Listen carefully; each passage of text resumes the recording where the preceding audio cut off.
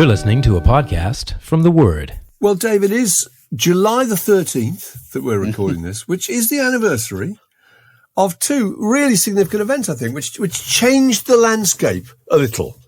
One is the first Knebworth concert, which was on, well, it's not actually, it was on July the 20th, wasn't it, 1974. And the other was Live Aid, which happened 39 years ago today. But Knebworth, I don't remember seeing you there, actually. No, I wasn't there. I was aware of it because it's not far from me, Knebworth. Obviously, you know, my stately home in Hertfordshire is never that far from Knebworth. I'm actually looking at the poster. I'm looking at the poster for go on, for that show right now, and it's quite interesting. Do you remember what it was called? That gosh. Was it something picnic? No, what was it? It was called the Bucolic Frolic. Bucolic Frolic, that's right. Which is very of its time, isn't it? I can't imagine naming any kind of outdoor show using the word bucolic nowadays. Okay, and it featured, I've got the poster in front of me, reading from the bottom of the bill, Tim Buckley, the sensational Harvey Band, the Mahavishnu Orchestra, the Doobie Brothers, the Van Morrison Show, and the Allman Brothers Band. And do you remember how much it cost, Mark? £2.75? £2.75 if you bought a ticket. If you were not very well organised and you turned up on the day, you would have to turn out your pockets and produce a sum of £3. Absolutely unbelievable. that lot. I can remember it all so vividly. I remember Tim Buckley coming on his own with just acoustic guitar. No, he wasn't. Hard. I've been checking this, Mark. Wasn't he? Was there more than one of these Knebworth things? Because I just looked into this. I thought, well, surely that is the same visit where Tim Buckley appeared on the whistle test. Well, it's clearly not.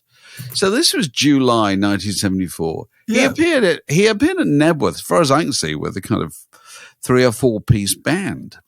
And he was playing his kind of R&B stuff. And if you look at pictures, he's got an electric guitar and so forth. But he'd appeared earlier in the year on Whistle Test doing Dolphins, I think, with a kind of pickup band, which was Charlie Whitney out of Family and those kind of people. Very good group. How the memory plays tricks. It is really interesting. On his own. That's weird, isn't it? It's funny you should say this because this week I had to listen to and write something about a series of podcasts about the history of festivals in Britain, you know, done by real festival evangelists, you know, who want to trace the story of the counterculture and so forth through these events going back to, I don't know, Isle of Wight or earlier, the jazz festivals of the 60s and so forth. And one of the things that struck me while listening to it is the bigger the event is, the more various will be people's memories of it. They won't be talking about the same thing. Because it's so much coloured by who you were, how old you were, where you were standing, who you were with, what the weather was like, all those. It's where you were standing because there was no screens at Knebworth. And so I can remember going to the front to see certain people, to see Van Morrison and fighting my way through so I could actually see what was going on. So I must have seen Tim Buckley from quite a long way away. And hence that's the kind of rather blurred memory of it all. It is strange. I've read stuff on the internet saying, Tim Buckley with his acoustic stylings. And then I go and look around. I went and looked on Getty at the photographs of the event. And I saw, obviously, Jesus stark naked. Oh, yeah. All those kind of standard festival experiences of the day. And there's Tim Buckley with his electric guitar with his band and so forth, And I was also intrigued to see, and this is quite interesting, if you trace back the time. So it's 1974. So that's the year that Van Morrison's It's Too Late to Stop Now, the massive massive live album, came out. Caledonia Soul Orchestra, which he was originally billed to be appearing with. Absolutely. At Knebworth. And he didn't, did he? And then he turned up with his kind of really useless band. He was rotten. He turned up with a grumpy, perfunctory. He turned up with a kind of 4-piece band. I think Pete Wingfield was playing keyboards. And so people who'd queued or whatever put up with whatever mud and privation might have been involved in the hope of seeing the splendor of the Caledonia Soul Orchestra, including, of course, Terry Adams with her magical blonde hair playing the cello.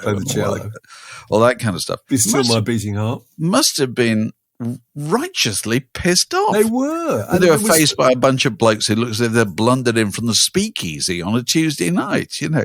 And I was thinking while looking at this bill, is this where the beginning of Van Morrison's richly deserved reputation as Captain Letdown comes from? You know what I mean? Because no, seriously, because his star had never been higher than when he played those rainbow shows. You know what I mean? With the big band and you know, he could be as grumpy as he liked, but the sound of the group were counteracted whatever grumpiness he provided, didn't it? You know what I mean? It was this massive, great band and a string section, and it was joyous, that sound. Whereas as soon as you're approached by Van on his own with 2 or 3 blokes that he's picked up at the speakeasy, you think, oh my God, the sun has disappeared behind a cloud. Oh, it really did. It was gruff. It was miserable. And I think he was moved down the bill because I think he was followed by Alex Harvey. People listening might remember this if they were there. And Alex Harvey was fantastic. Incredible kind of cabaret act. I think he climbed up into the rigging at one point. You know, he was just absolutely fantastic. Mahavishnu Orchestra, who, of course, the younger me was bored to tears by Jean-Luc Ponty and John McLaughlin. John McLaughlin dressed all in white and at one point trying to get everyone to pray, I think. Really? You know, I was 20. I was thinking, praying is not on the agenda today. I've had a flagon of cider, you know. I'm waiting for the Allmans. Doobie Brothers, interestingly enough, were really hip at the time. It seems astonishing now. They were really, weren't they, Captain and Me?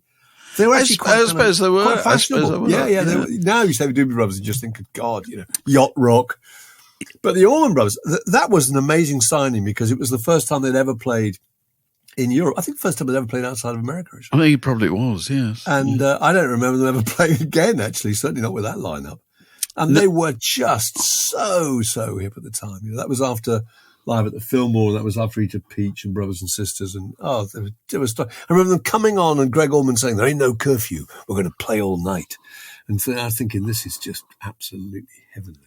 And the other thing about it was a one-day festival. This is interesting because up till then it had been festivals, hadn't it? It had been Bath, it had been the Isle of Wight, it had been Glastonbury, Lincoln, Wheelie or whatever. And this was a one-day event. So you got a slightly different crowd. It was the beginning of a new business model, actually. Slightly different crowd. You didn't have to have an stinky old greatcoat and a, flagon of scrumpy and a stash to attend and a tent. You didn't have to stay overnight. You could get back to London or whatever. And it was over in 12 hours. And so you got what I suppose I would almost call day trippers. You got people who just come, a completely different breed of person. They weren't old heads. There were lots of old heads, obviously, but they were also a different breed of person. And that kind of went on to be the new thing, didn't it? Just one day festival. Can you remember the form of transport that got you there? Yeah. It was my mate's bright red Mini. We were in a Mini. There were about 3 or 4 of us. Yeah, four of you in a Mini. And we slept in the Mini, just sitting in the seats. Slept in a Mini in the car park and then drove home at about 4 in the morning rather grumpily. But it was such fun. It was fantastic. I know you probably would have to sleep in the Mini because I was going to say this because although Knebworth is right next to the A1, drove past it only the other day on my way north, and which is obviously a huge part of its appeal for putting on a show like this. It was never the easiest job in the world to get out of the car park at the end of the day, and that must have particularly applied in the early 1970s, because one of my major memories of the early 1970s, which people who were there can no doubt back me up, is that unless you were part of that tiny proportion of the population who could afford a new car, you had a car that broke down absolutely all the time. You always saw people by the roadside and motorways, don't you? Sort of Things trying to didn't put work. a pair of tights in instead of a fan belt. And if you were trying to get out of a muddy car park at 2 a.m. or whatever, Yeah. you were probably better off. 4 of you, all 6 foot tall, sitting upright in a Mini, trying to sleep. I'm trying to imagine. God, the level of, I've used the word already, I've used the word privation. But the level of privation, I don't agree with that. I'm a veteran of the worst forms of privation. So, that actually was fine. It didn't rain. There wasn't any mud. We were a bit tired. We just slept for a bit. Then we just started the engine and drove home at 3 a.m. I mean, it was pretty painless. Privation is kind of terrible trench toilets and just mud and tents and people wandering around with plastic bags strapped around their feet because they've forgotten to bring any wellies. That's private, and just burgers to eat. No, it was pretty good actually. The other funny thing about the poster, which, as I say, I'm looking at, is that the artwork, the kind of image on it, is a beautiful picture of Knebworth House and its beautiful gardens in front. And you think, well, that's one thing you're not going to get anywhere near, matey. Nowhere near that. It's not. Your day is not going to look in any way like that. Forcibly repelled by a posse of security guards. Exactly. So you might have been, grumpy about that. And you might have been grumpy about the fact that the Caledonia or Soul Orchestra, including Terry Adams, were not in full effect. But you couldn't really complain because you'd paid £2.70. £2.75. I thought that was a steal at the time. Seems even more so now. Because that was incredible. That was the thing about pricing. When that's 1974. I can't remember exactly what record prices would be in 1974, but maybe they were £3.25, £3.50 or something like that. So the golden rule was going to see a gig was cheaper than buying a record. That was the relationship. You can go and see a gig like that with 6 acts like that. It's phenomenal. You could go and see Led Zeppelin or whatever, and it would be £3, but to buy their record would be £3.50. It would be more. That's the thing. That's the thing that's really unimaginable now, isn't it? Now, of course, the other live event that you mentioned, which is actually 39 years ago today, July the 15th. Right now, 39 years ago, you and I were at Wembley. I can remember before they let the crowds in. We were in there, weren't we? We saw the crowds coming in. We were in the commentary box, which is where some of the broadcasts happened from. The old commentary box up in the metal rafters of the old Wembley Stadium. God, it was hot too. Do you remember that? And they opened the doors, and I can remember looking at about 10 in the morning? 10 o'clock, I think they did. Racing towards the stage. The best bob, carrying their picnic hampers. God, it was exciting. And looking at the surprising sight of blue skies over Wembley. See, that was it was gorgeous that day. Most of the day, it was absolutely gorgeous. Now, those people had come to that show. Do you remember how much they paid? So I thought they paid £6, but I may be completely wrong. No, they paid £25. Oh, 25, that's right. Of course. £25. No, because that was for the charity, wasn't it? At least half of it was a charitable contribution. And they were a very different crowd from the kind of crowd you might have got had they just been coming to see, I don't know, Queen or U2 or the Style Council or whoever was on, because they were an utterly mixed crowd, weren't they? They were not a partisan crowd. They were a bunch of people kind of prepared to give anything a go, weren't they? They were a very good-tempered crowd. And I was only talking to somebody about this. Well, you'd be good-tempered if you thought, even if I don't particularly like, Status Quo or Sade, whatever it was, I'm only going to get 20 minutes of it. Because that was the thing, was it? That every 20 minutes a new act would appear. I was talking to somebody the other day about the extraordinary good fortune whoever had the stroke of inspiration of starting the show with, you had a fanfare from the kind of the detachment of the guards or something. That's right. And then you had Status Quo.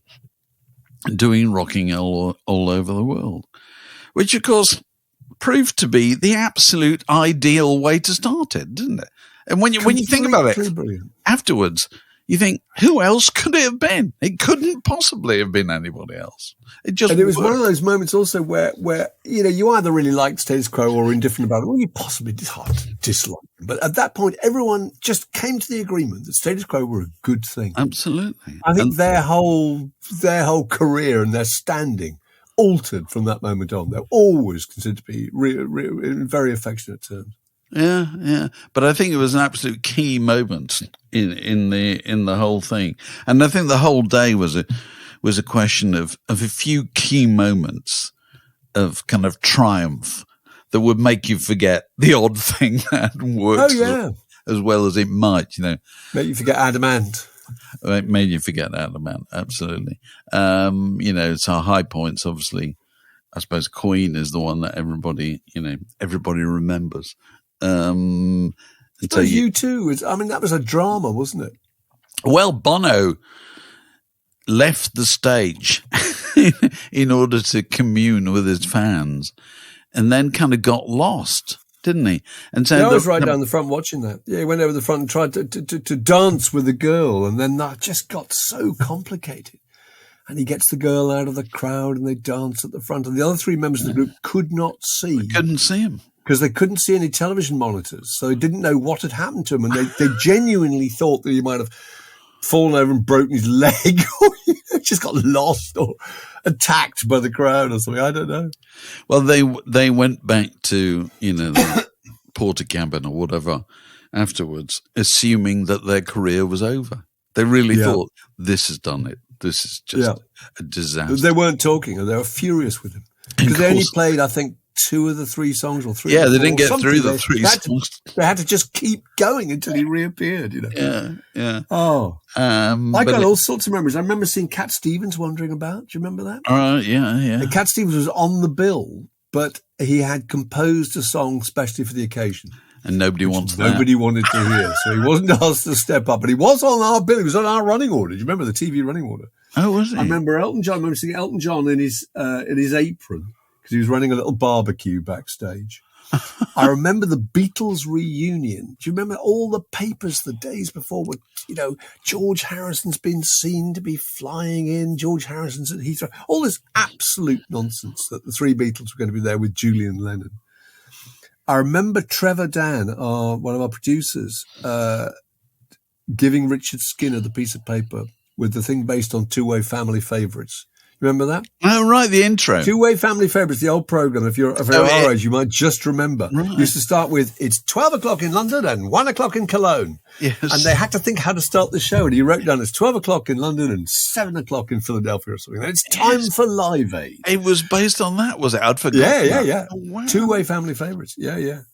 I remember Paulie Yates being interviewed and saying, it's been so exciting, said, the phones never stop ringing at home. All the phones, 2 phones. We've got 2 phones. The idea that you have 2 phones in one house. That's one of the things. Phones, because I've written about this in my upcoming bookmark, which I may as well plug. It's called "Hope I Get Old Before I Die," which is about the kind of third age of rock and roll, which, as far as I'm concerned, begins at Live Aid. When everybody thinks it's winding down, it's actually just getting started. And you get all these bands who are still around today, who kind of relaunched at Live Aid. Even Status Quo are still around today, even though only one of them is alive. Isn't that right? Yeah, that is amazing. It is absolutely. When Paul McCartney came on, who was 43 at the time. 43. We thought he was pensionable, but he had his career, into career terms, he hadn't even heard the halftime whistle. No, absolutely. It started in 63, hadn't he, having kind of hits, 62, 63. He'd had 20 years, and that was, 40 years ago, pretty much. So he was about a third of the way through. And yet you kind of thought, this is it, he's in the closing stages. So on the subject of phones, one of the things that I find most striking, thinking back to Live Aid, which at the time was hailed as a kind of masterpiece of logistics and coordination. And it kind of was in a very Heath Robinson way. there was not a single mobile phone involved in it at any level. What do you think about it? It's just absolutely astonishing. I don't remember now quite how we communicated, actually. Well, you just didn't. You didn't. You just said, I had to go and do my bit from the... You had to be in a certain place at a certain time. Yeah. And it was up to you to be there. You know, everything in our lives nowadays is dictated by the fact that we know that we can communicate any place, anytime, anywhere. You know, you and I often talk about, you know, having raised children who are all now kind of parents and so forth and embarked on life. You know, when I used to meet a girl, get out the violins and the handkerchief now. You know, on the rare occasions when the 15-year-old me had to meet a girl or whatever, met a girl, you know, you'd have to be under Wakefield bus station clock at 7:00 on a Friday night. You know what I mean? That was it. And if she didn't turn up, there's nothing you can do. You know, and there would just be a load of other people looking at their watches, looking at each other with that shrugging. Whereas if you brought up children in the 21st century, they would invariably go out for the evening and you'd say, where are you going? And they'd say, oh, I'm going to Notting Hill or whatever. And then about 2 hours later, they'd ring you and you'd say, where are you? And they'd say, Greenwich. And I thought you were going to Notting Hill. And you realize that young people live their lives in a fundamentally different way, which is they swarm. They don't make plans at all. You know what I mean? Everything's provisional. Everything can be changed absolutely all the time. That wasn't the case then. So going back to Live Aid, that's how you communicated. You were told to be there at 3:00 and you better be there at 3:00. No, it's true. Nothing changed. Now you can set out incredibly unprepared and just start making it up as you go along, repairing all the damage by making telephone calls. No, that's how we did it. You know, that applied to absolutely everything to do with the day, you know. And so the thing I still find amazing is we didn't know while it was going on, we were in Wembley, you know, we were kind of tethered in and so forth. And then afterwards, we had to get out the car park in a very long queue, getting out the car park to go to some post-show party in the West End, I seem to remember. And then I must have got home about 3:00 in the morning or something. My wife was sitting up in bed saying, well, that was something. That was something. Because we had no idea that it was something. Well, we were only in there. But we were getting messages that the news coverage was saying. How were you getting messages? You weren't getting messages. You were only getting them at the speed. You were only getting them at the speed of the news media, which was not terribly quick. I remember getting news. I remember Bob Geldof saying to you at one point, we're on 95% of all the TV sets in the world. Yeah, but they always repeating this bit of information. They always say that. I'm saying this makes me feel a bit unwell. But I mean, that was obviously massively untrue. And also very destabilizing, because every time you did something to camera, someone would be reminding you of the billions of people who are watching, which doesn't help. I can remember asking what a billion was. Yeah, is it 100 million or is it 1,000 million? As if it makes any difference at all. But nowadays, when an event is taking place, you know, you feel connected to it regardless of where you are, aren't you? You're in touch with the kind of worldwide community of whoever is engaged with it. It wasn't like that in 1985, you know, and because that kind of communication had not come along and didn't come along for about another 5 years, did it, or something like that, which I still think is absolutely amazing, you know. But I'm going to advance my theory about Live Aid, that I think Live Aid invented the idea of rock nostalgia. Oh, definitely. Because before that, I think if you look at those pieces that were written, we both worked for the music press. I'd been at NME for a long time, and you've been there at Sounds and stuff. And it was all about the present tense. It's all about the exciting thing that's happening this week and might happen next week. And very occasionally, someone like Nick Kent would go back and write a piece about someone like Nick Drake. But it wouldn't be one of those kind of nostalgia pieces. It'd be just kind of, this is what Nick Drake was about. He made some great records, and it's worth going back and investigating those records because, they're very significant. But with Live Aid, we looked at, as your new book points out so brilliantly, it looked at the idea that all the old guard was seen in a different light. Suddenly, McCartney, Crosby, Stills, Nash and Young, Status Quo, whoever, Elton John, you looked at them in a completely different light. And you got back you became interested in their careers again. And Q Magazine, which started the next year, we began running those pieces, which were effectively about the career arc. Absolutely. Do you know what I mean? Weren't they? Because then you kind of thought, well, somebody had a lot of success and then they had a bit of failure at that point. Maybe you just got off the bus and went off and listened to something else. But the idea that those peaks and troughs were really important, and the troughs really contributed towards the next peaks, and you could follow the entire thing. So we would do people like Steve Winwood, wouldn't we? Steve Winwood started in this, then it was the Spencer Davis Group, and then there was Traffic, and then there was whatever. And you just looked at people's entire careers. And that, I think, was a major, major change. And also that led to the idea of box sets, didn't it? And the whole idea of archive, and the idea of magazines like Mojo, which are effectively about, going back and rebooting the past, and wishing you'd lived in it if you hadn't at the time. No, I think that's true. And one of the things that I find intriguing is that very few, it seemed at the time there were the kind of younger acts, Bob Geldof's generation. And how old was Bob? I don't know, 30. He was born in 51, wasn't he? So he'd be what? Oh, okay. So 34. 34. And then there were the older acts. Well, the older acts weren't actually that much older, if you think about it. But they seemed to be made of a completely different timber. And of course, the way Live Aid worked is that Bob Geldof wanted it to be something that America was interested in.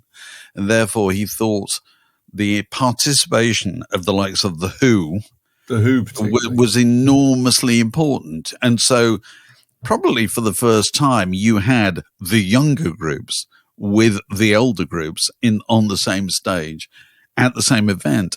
And oddly enough, it was the older groups who got a second boost from it rather than the younger ones, So you kind of, I don't know, you look at Ultravox or you look at Sade or whatever, you think, I don't think it didn't get No, I any don't think bigger. so. I don't think it got that particular massive boost at all.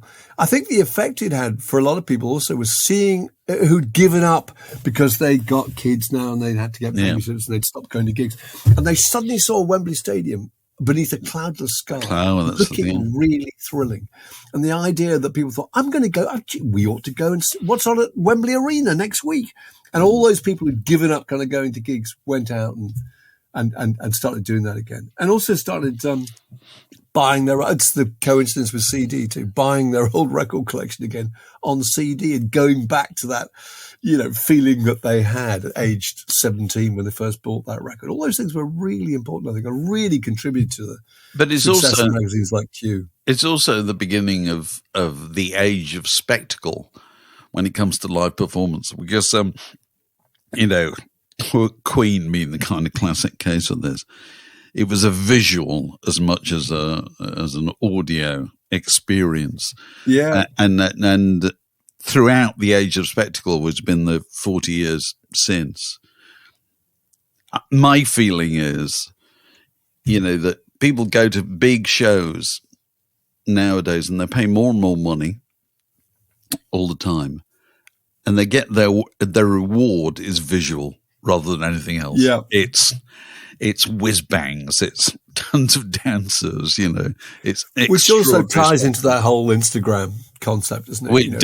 Unless you can come away with the great picture, the great Instagram picture, the great picture you can then post to all your friends, then you haven't really felt you've got any evidence that you've had a brilliant time. You can't come back and say, oh, they played my favourite song and it was terrific. That doesn't seem to have any resonance at all. No. You have to have a picture to back it up. So if you look at the things that have utterly changed since Live Aid all those years ago on this day in 1985, so much of it, it's just obvious. It's down to electronic media. It's down to social media. It's down to phones. It's down to the way we communicate, that popular music has reconfigured itself to take advantage of those things, because those are the things that have changed the way we live.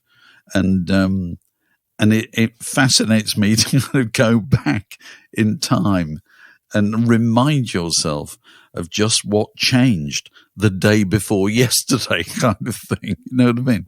Because you lose sight of that very, very quickly, because those changes, just changed the world. I think of the technological complications of that event. There was one thing I remember on the running order saying there was going to be a live feed to Trent Bridge, and we were going to hook up with Ian Botham. Do you remember that? Really? God, no. Yeah. And it all just fell through at the last minute. It was going to be some kind of live thing to Australia and whatever. But it seems astonishing that they even thought about it now. Amazing. And there at the centre of it is me and Steve Blacknell on Concorde, and me in the studio, live to however many million people, repeating old Tony Hancock jokes. It is Kuala Lumpur and bread pudding. Send a tray of bread pudding to Kuala Lumpur. I'm sure there are many people tuning into the global jukebox who wonder what the jiggins that was about. Well, there's your explanation. The Word Podcast. Prime cuts of popular culture served fresh each week. This week, Mark, I watched 2 films, which is unusual for me. And I watched 2 films which achieved something that most films don't achieve. Because most of the time I, go onto Netflix or whatever, and I think, what do I fancy? I fancy the billing of that. That sounds interesting. And I very often end up watching 15 minutes and then think, no, I just don't take this premise seriously at all. I don't take seriously the idea that this or that glamorous holiday actor is somewhere representing a soldier from the First World War or God knows what. I just can't buy it at all. Yeah. Anyway, I saw 2 films this week. Both achieved the rare trick, to my mind, of feeling like the past. Genuinely felt like the past. The one was The Revenant, which I know you saw ages ago, didn't you? I've seen it twice, yeah. There you go. And the other one was The Zone of Interest, the Jonathan Glazer film about Auschwitz. Have you seen that? No, I haven't.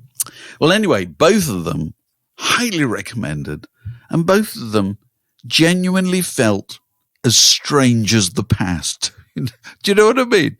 The Revenant is a really good example of that, because it would have been set in, I suppose, I'm guessing, is it the early 19th century? Yeah. And it's the fur trappers, isn't it? Yeah. Against the native Indians, and it's just unbelievable because it's the most analog thing in the world. It's just people living out in stinking forests, trapping animals, and it's just sitting but trying to keep warm by campfires, and it's just so tough. But The Zone of Interest, the thing that makes me fall out with so many contemporary films is I think no matter when or where they're set, they're obsessed with trying to make themselves look cool. You know what I mean? And that no matter where you place this or that actor in the centuries past, they will want to make it look hip. That's just what they're doing underneath it all. Whereas The Zone of Interest is not like that at all. It just feels very cold and very strange. And genuinely, you sit there watching it thinking, I've never been in a room like this. You know what I mean? It doesn't relate to my experience at all. And that doesn't make it less magnetic, makes it more magnetic. I thought it was a genuinely extraordinary achievement. supposed to be the family of the commandant of Auschwitz living next door to Auschwitz, and living this kind of idyllic German domestic family life next door to what is apparently hell on earth, which they only hear over the wall. They don't see it. Oh, God. This is Jonathan Glazer's work. Jonathan Glazer, whose father, Stanley, you and I both knew Stanley. We used to work with him. He's a fantastic guy. Very old school newspaper magazine designer. He worked at TV Times, I think, didn't he, for a while? He worked all over the place, Stanley. And I remember when his son Jonathan had, I didn't know or anything, when he first came to the fore, Sexy Beast was obviously his first movie. He's one of those people who just makes occasional movies. I think he probably spends most of his time making advertising stuff. He only makes a movie when he really wants to make a movie. And I remember saying to Stanley, well, you must be very proud of your son, Stanley. He says, I'm proud of all my children. I thought, oh God, that's me put in my place, actually. I thought it was quite telling, actually. It's probably the same if you said to, David Beckham's parents, you must be very proud of your children. They'd probably say, well, yeah, I got a daughter as well. Or that's whatever. Their defense. Yeah, exactly. They're all doing very well. It's not all just about him. Yeah, perfect. I can remember Stanley Glazer saying that he was worried about his son because he's doing some advertising work and he wanted to make it in the film world. And what a tough old game that was. Well, he certainly has done. And he'd got something to do. He thought it might have been Guinness.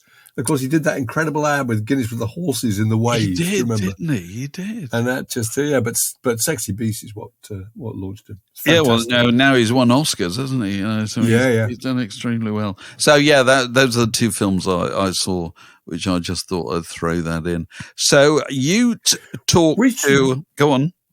Yeah, no, I was going to say we should mention the odd things we've done. I talked to Ann Powers, who's a broadcaster and music writer, who's written a terrific book called Travelling on the Path of Joni Mitchell, who was really good, I thought, and had a very, very original and unusual view on Joni Mitchell, which is she's a super, super fan, besotted with her all her life, and was against and resistant to what she called Joni Mitchell's renaissance and comeback. Normally people think, oh, great, I'd love my favourite musician to kind of come back, make a comeback and be back on stage. She didn't think that at all.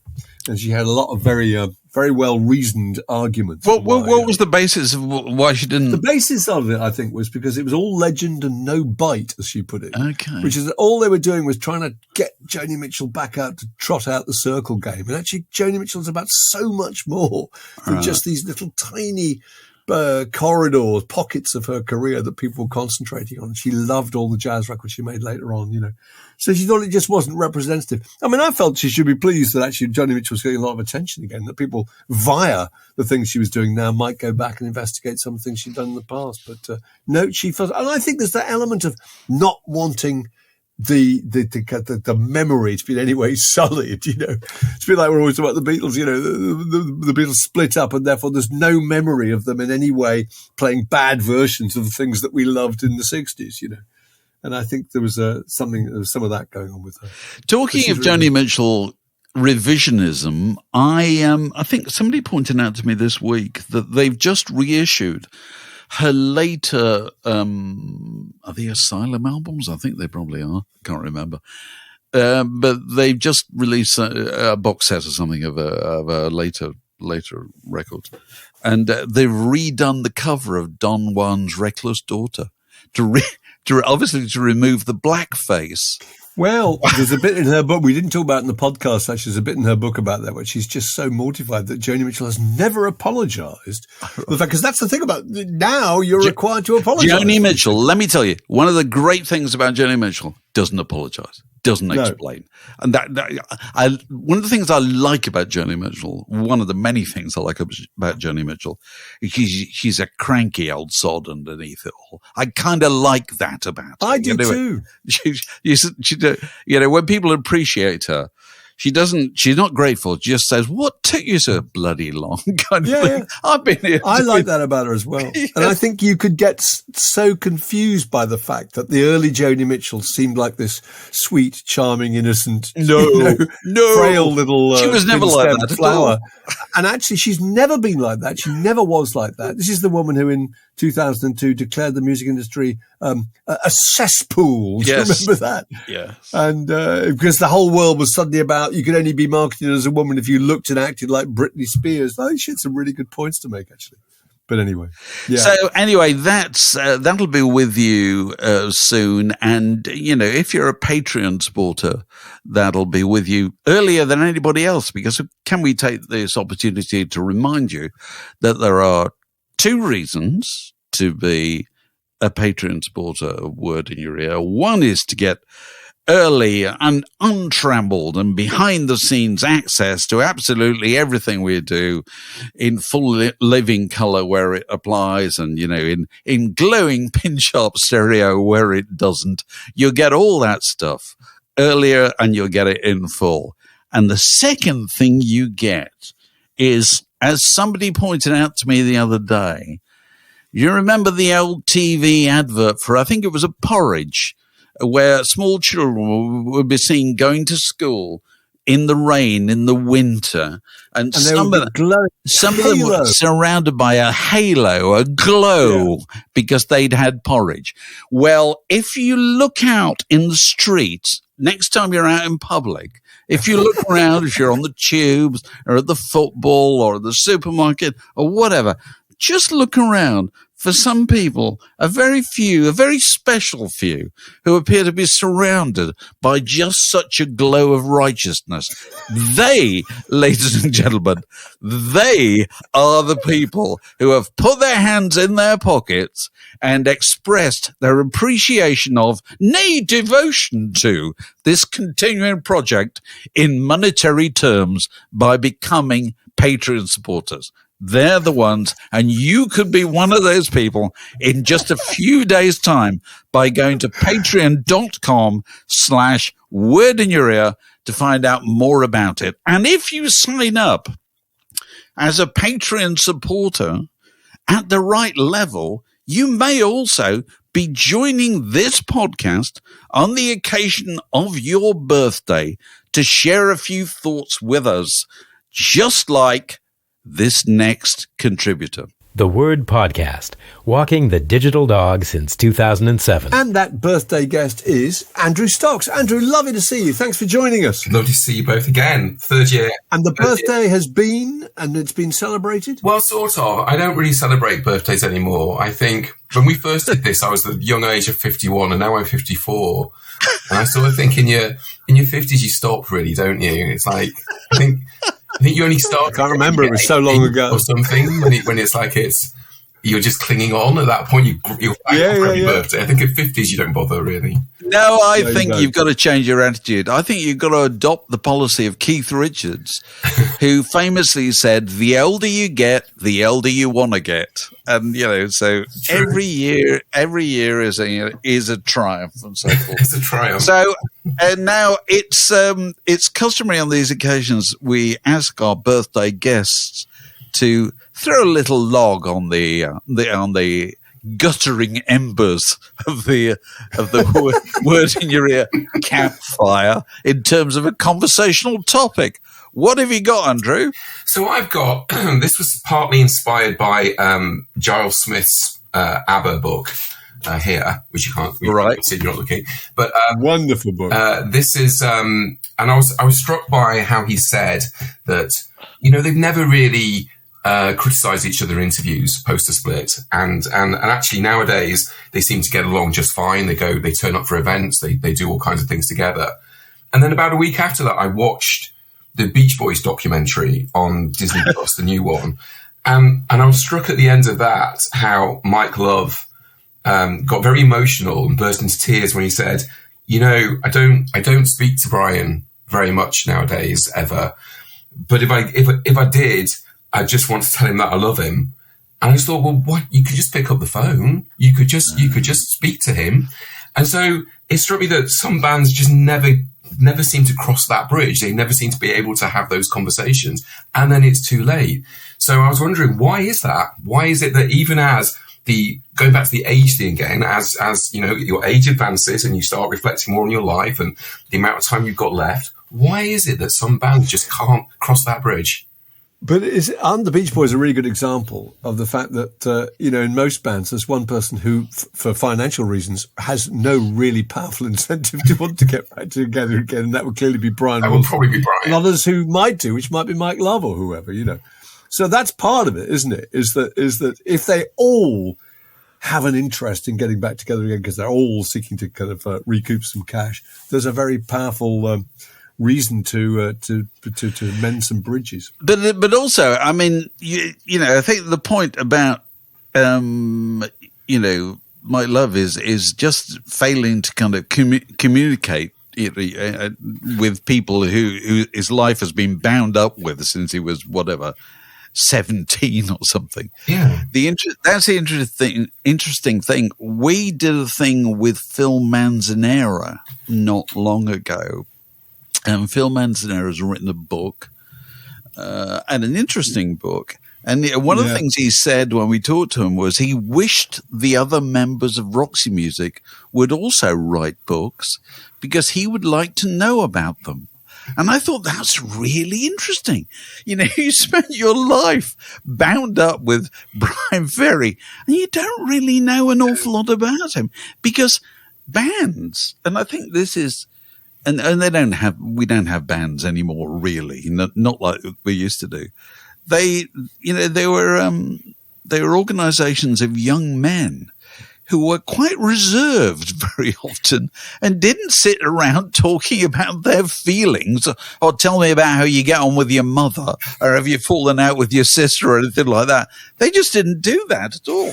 But isn't that a male characteristic anyway? I mean, I think it is. But in the kind of extended adolescence of being in a pop group, it's even worse because all you're doing is concentrating on the good times and the recordings and the performance or whatever. No one's sitting around backstage talking about some recurring nightmare they had when they were 16. That's I wonder if the members of kind of, I don't know, the Rolling Stones are a bad example, but I don't know, Status Quo when they were all around. I wonder if they ever sat around in middle age talking about the difficulties of having teenage children, things like that. Because very often those are the things that people talk about, normal people, in their lives, and they go through a stage where they talk about buying a house or whatever, then they go through a stage of talking about having babies, then they go through a stage of having teenagers or something like that. Yeah. That's what conversation tends to be about, doesn't it? And I wonder if the members of Queen ever did that kind of thing. Maybe they didn't. Maybe they didn't. Obviously, I was watching the Roger Waters interview recently, from a couple of weeks ago with Piers Morgan. I sat through an hour and a half of that, whatever it is. And regards to the contents of that, I was just thinking about the relationship again with between members of Pink Floyd, how that has been another one where you get a sense that people, maybe in their case they are actually saying what they think, but they're not resolving anything. It's just still. Well, we were amazed. Again, they're an example of a group, aren't they? That again, for financial reasons, they really don't need to. No, I guess. And so they can afford to be completely honest. And I've never seen any group be quite so honest and quite so explicit about how I think it goes beyond candour and honesty in the case of Gilmour and Waters. That is, because normally it's kind of, if you can't say anything nice about somebody, don't say anything at all. Yeah. Kind of thing. Whereas the idea that your wife, partner, whatever, would go out of her way to accuse, her husband's old partner of being, well, the accusations, which I won't repeat, were the kind of things that we thought at the time when we read them, they'll end up in the courts. Yeah. Sure. Oh, yeah. My God. Because they were very, very serious, threats to people's reputation. And Gilmour then endorsed, didn't he? Gilmour then endorsed. Tweet saying, every syllable of this, And the fact that it didn't end up in court, suggests that they're just quite happy carrying on like that, you know, and that in due course Waters will launch his own salvo back. Meanwhile, God bless him, Nick Mason just carries on, you know what I mean, out there with this saucer full of secrets. Yeah. Very humming away to himself as he drives a vintage car down a leafy country road. Absolutely. Well, you know, blissfully removed from it all. Yeah, not involved at all.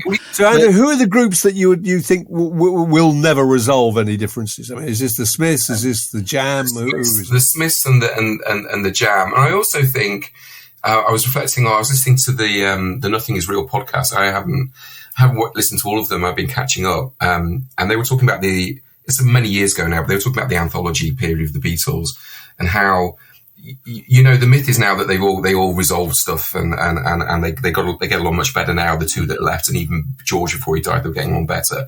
But in 95, 96, they were all at each other's throats still, pretty much. Yeah, and very guarded and very kind of like, you know, sniping at each other in the background in interviews and stuff. And so you just wonder whether, you know, it's more about, it's not, I don't want to see them on stage again or holding hands. It's more about, you know, that thing about, can we just not have the conversations that we need to have and go, we had some great times, didn't we? You know, it's that. I just don't understand why people can't do it. It just seems to be that they want to, they still feel angry and they still feel. But we don't know what it is that they said and did, do we? No. I mean, we can only see it from our point of view, which is in an ideal world, all these people would be friends again and we want them to be friends. They would, you know, maybe that's it. I mean, you know, you two, for example, you know, you've been rubbing along for years, you know.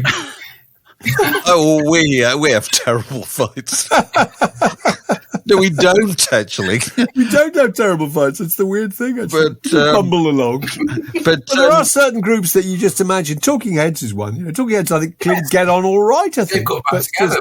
But that seems to be that everybody's mellowed a bit. Everybody said what they had to say, and everybody kind of like accepts each of the differences, you know, a bit. And so I don't think they have any plans to record again, do they? But they're happy just to talk about the past. And yeah. But isn't it, going back to your question, isn't the really funny thing that we still want to see them all kind of kiss and make up? It's happy ending, isn't it? It's our need to see something completed in our lives.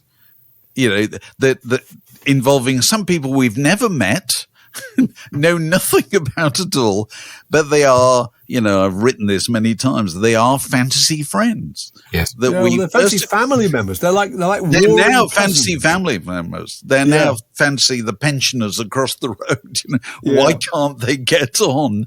Because that somehow completes our world, you know. That's what we want. You know, it bothers us more than it bothers them, probably. It does. Probably because they don't look at it like we do. But it's an interesting subject, Andrew, and thanks for bringing it up. Thank you very much. And now you may go away and think about what you want to talk to us about next year. We look forward to it. Looking forward to it already. Already. Lovely to talk to you. This podcast was brought to you by The Word.